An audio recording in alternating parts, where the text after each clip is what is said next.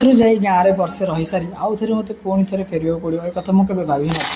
Hello everyone, ଜୟ ଜଗନ୍ନାଥ ସମସ୍ତଙ୍କୁ ସ୍ୱାଗତ ନୂଆ ବ୍ଲଗ୍ ଭିଡ଼ିଓ। ତ ଗଲା କିଛି ଦିନ ହେଲା ମୁଁ ଆସିଛି, ଯେହେତୁ ଦୀପାବଳି ଅଛି ତ କାମ ବି ଛୁଟି ଅଛି। ଆଉ ଆମେ ବାହାରି ପଡ଼ିଥିଲୁ ସପିଂ ମଲ୍, ଭାଇ ଭାଉଜଙ୍କର କିଣିବାର ଥିଲା ଶାଢ଼ୀ, ତ ସେଥିପାଇଁ ଆମେ ଆସିଲୁ ଶାଢ଼ୀ ଷ୍ଟୋର୍।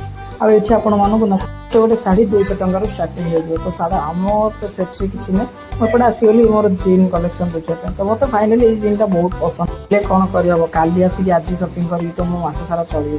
ତ ଛାଡ଼, ଏଗୁଡ଼ାକୁ ସାଇଡ଼୍ରେ ରଖି ଦେଖିଲା ସବୁ ଏପଟେ ଭାଇ ବହୁତ ସୁନ୍ଦରିଆ କୁର୍ତ୍ତୀ ବି ଥିଲା, ଯାହାକି ମୋ ମନ ତ ଭାଇ ବହୁତ ଲାଗୁଥିଲା। ଛାଡ଼ କ'ଣ କରିବା, କୁର୍ତ୍ତୀକି ସାଇଡ଼୍ରେ ରଖି ଆସିଲା ପରେ ଏମାନଙ୍କର ଫାଇନାଲି ଶାଢ଼ୀ ସିଲେକ୍ସନ୍ ହେଇଯାଇଥିଲା। ତ ଫାଇନାଲି ଏଇ ଶାଢ଼ୀଟାକୁ ସିଲେକ୍ସନ୍ କରି ଶାଢ଼ୀଟିକୁ କାଉଣ୍ଟରକୁ ଆଣିକି ଆମେ ବିଲ୍ କରି ଫାଇନାଲି ବାହାରି ପଡ଼ିଲୁ। ସେଠୁ କିଣାକିଣି ସାରିକି ଆମେ ଆସିଗଲୁ ପରିବା ମାର୍କେଟରେ ବୁଲାବୁଲି କରିସାରିଲା ପରେ ଆମ ନଜର ପଡ଼ିଥିଲା କନ୍ଧମୂଳ ଉପରେ, ଯାହାକି 20 ଟଙ୍କା ପ୍ୟାକେଟରେ ବିକା ହଉଛି। କିଣି ସାରି ସାରିଲା ପରେ ଭାଇ ଏପଟେ ତାଙ୍କର ମସ୍ତ ଷ୍ଟାଇଲ୍ରେ ଜରିବୁଟି ଖାଉଛନ୍ତି, ଆଉ ଏପଟେ ଆମେ ଦୀପ କିଣିବାକୁ ବି ଥିଲା ପେଟ ପୂଜା କରିବାର। ତ ଆଜିର ପେଟ ପୂଜାରେ ଥିଲା ଦବେଲି, ଯାହାକି ଗୁଜୁରାଟ ଫେମସ୍। ତ ଫାଇନାଲି ଆମେ 3ଟା ଦବେଲି ମଗେଇକି ଖାଇଥିଲୁ, ଫଟୋ ଖାଇସାରି ବାହାରି ପଡ଼ିଲୁ। ଆଉ ତ ଆଜି ପାଇଁ ଏତିକି, ଦେଖାବା ନେକ୍ସଟ ବ୍ଲଗରେ। ରହିଲି, ରାଧେ ରାଧେ, ଜୟ ଜଗନ୍ନାଥ।